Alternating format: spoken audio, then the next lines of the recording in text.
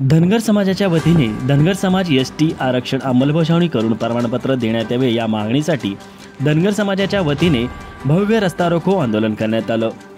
हे आंदोलन तुळजापूर नाका आणि गोरामणी गावाजवळ हे रस्ता रोको आंदोलन करण्यात आलं। एकच मिशन धनगर एसटी आरक्षण च्या जयघोषात हे रस्ता रोको आंदोलन करण्यात आलं। यावेळी धनगर समाजातील समाज बांधव एकवटले होते।